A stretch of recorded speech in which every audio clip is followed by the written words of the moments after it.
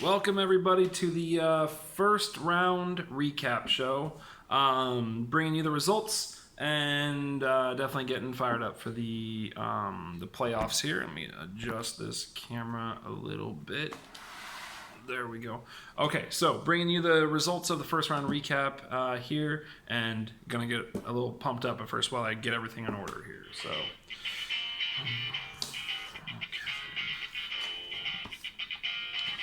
All right, trying to get all my stuff in order. Give you guys some tunes while I get that kicked off here. All right. Trying to get a little team spirit here, a little teen spirit. Okay, I think I'm ready. All right. Great song. This is such a good song. All right.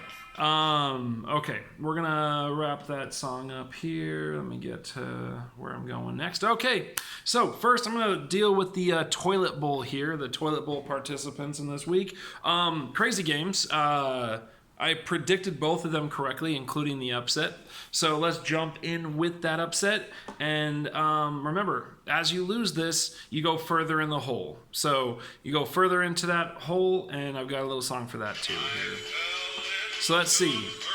Who's falling deeper into the hole? Sean's going down, down, down. Phil's going down, down, down. All right, so we got Sean and Phil falling deeper into the toilet bowl hole. Despite, well, not for Sean, his just about, I think, his worst game of the season, but one of Phil's best. So let's jump right into this. We got Sean versus Adam. A game I predicted the upset. I predicted that Adam would beat Sean, and it ends up Adam 158, Sean 124. And this was a huge game for Drew Brees. 50.3 points. So let's say Drew Brees puts up even a decent game at 24 points. That means he is 26 points down, and Adam ends up at 132, and it's a closer game at least. If Adam gets only 20 points from Drew Brees, now it's at 128, and it's a 4-point game. So Drew Brees balled out. He was the player of the game here. He's our pog for this game. And I'm trying to figure out where the camera is here. I've got the phone to, yep, there it is right there. Got the phone turned the other way this week. So, all right. We got Drew Brees as the pog of that game. The dumb sit of this week, I'm giving it to Jimmy G-Spot. Jimmy G-Spot goes 37.5 points. Jimmy G-Spot, finding the G-Spot probably his whole life, just based on the looks of that guy. 37.5 points over Carson Wentz, 10.5 points. 27 points. That's a 10.5 point difference. Would not have put Sean into the game, but again, if Adam were to get even a basic performance out of Drew Brees, and then Sean makes that change to Carson Wentz, he could win this game. So, very important players there, Drew Brees and Jimmy G. Okay, Sean's fallen deeper into that ring of fire, into that toilet bowl. So, he is going to the toilet bowl non-championship. Woo! Okay, so next up, Daryl v. Phil. Ended up being a fantastic game. Really amazing game. Daryl had to... who was it that Daryl had to get points from at the end there? Robert Woods. Daryl needed Robert Woods to score some points on Sunday Night Football. He got a touchdown on the first drive and killed all suspense there. Ends up being Daryl 182, Phil 173. Very good game. Pog goes to Aaron Jones, who was... I think he was questionable for this game, maybe probable. I don't know. They weren't sure about his status, but he went 35 points, so he played a great game. And then dumb sit for Phil. There wasn't a lot of options on the bench, and that's been Phil's problem throughout the year. But Jimmy Graham had 8 points over Vance McDonald's 1 point. So that's a 7-point difference. That would have made it Phil losing by 2. At least put even a little more pressure on Robert Woods there to score those last few points. What a very strange season for Phil. And I think it's about the depth here, because Phil got 173 points. And that's his most points since week 3. That's his most points since week 3. He started with 173 points in week 1, the same amount, and he ended with 173 points. So he didn't end. He's not done yet. He's going down, down, down. So Phil gets 173 points in week 1, and then 178 points in week 2, and then 179 points in week 3, and it seemed like it was just up, up. No, it was way downhill after that, culminating with a 78-point performance in week 9, the lowest of the season, and almost 100 points less than he scored in the in week 1 and his toilet bowl loss this week. And 100 points less than in week 2 and week 3. So Phil kind of bookended the season with some big points here so far. We'll see if he can do that to Sean in the toilet bowl non-championship. So that's interesting. All right, now on to the legit games, on to the playoffs. Getting pumped up for these ones. We want to see. Let's get to them. Yeah, there we go. So these are the entertainers. This is the playoff bracket. This is for the Schwing Championship, the Trophy of Schwing, climbing the mountain of Schwing, trying to win. That's what this bracket's all about. Trying to get that big C at the end, the giant Schwing C. All right, first game I'm gonna go over is Bert versus Lucas because it wasn't that good of a game, and I am relieved, but I am also completely shocked by this result. Bert 176, that's not surprising. Lucas 129 is ridiculous. Pog in this game, DeAndre Hopkins 26 points.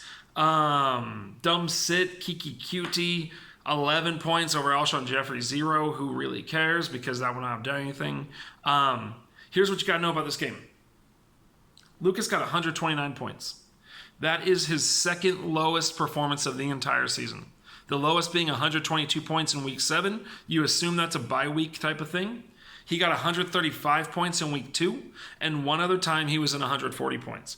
Now here's what you need to know about Lucas in weeks 1 through 13, the regular season. 10 times Lucas scored over 170 points. That's 10 out of 13 times. 9 times out of 13, Lucas scored over Bert's 176 points from this week. So this was as precipitous of a drop-off as, I don't know if that's even, maybe that's the correct term, as could be expected here. Lucas's team decided they didn't want anything to do with playing for a championship. Maybe they were afraid of me. Maybe. I've got issues on my roster with some injuries now, so but I'll get into that in the round 2 commish picks. But yeah, maybe they saw the fantasy eraser coming and they decided to take a day off. And just like that, Lucas's threat to the league is gone. And I told you guys earlier or last week, that's who I would have predicted to win this championship, because 5 times Lucas's team was over 190 points. 5 times. So incredible fortune for Bert that he put up a good season or a good week, and that Lucas did not. But you play to win the game. That's why we play, right? That's a little Herm Edwards for you. Play to win the game. All right, so Lucas's team did not play to win the game this week. Very disappointing for him, I'm sure. Dumpsit was... Oh, he also had Rashard Penny get 0 points, or 2 points. So we had Alshon Jeffrey get 0. He had Rashard Penny get 2 points. Christian McCaffrey didn't break 30. So just all around disappointing. All right, and the last game, the game of the week. I picked JD over Mark.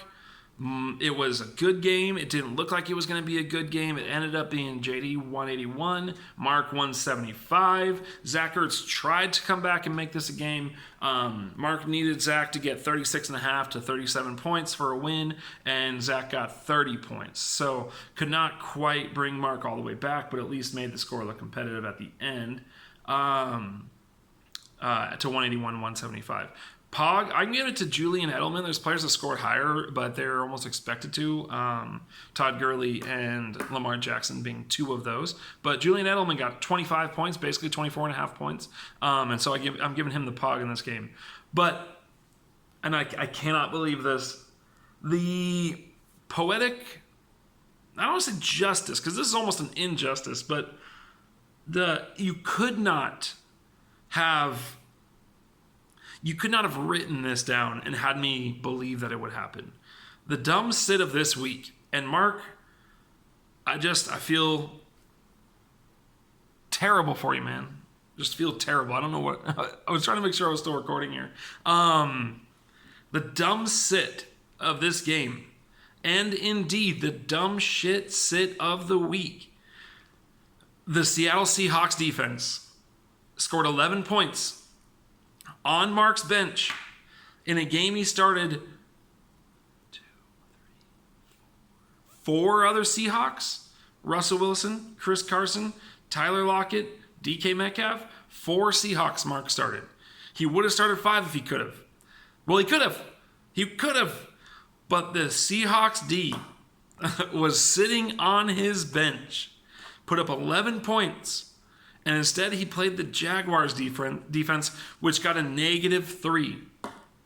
A 14-point swing that would have seen Mark win 189 to 181. And so that is the dumb shit sit of the week. It's the biggest spread, and I'm sorry, Mark, dude. That is absolutely brutal. When I saw it, I was just like, my jaw dropped. I'm like, well, I don't see how I could pick anything other than that for the dumb shits of the week.